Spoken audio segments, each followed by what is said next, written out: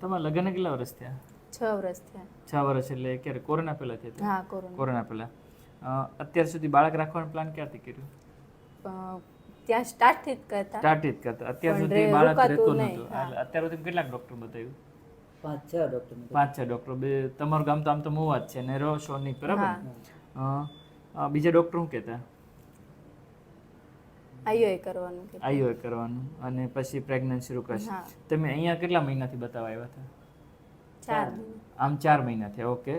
અત્યારે પ્રેગ્નન્સી રોકાણી છે, બચ્ચા 3 મહિના ઉપરનું થઈ ગયું છે, સારું છે, બરાબર?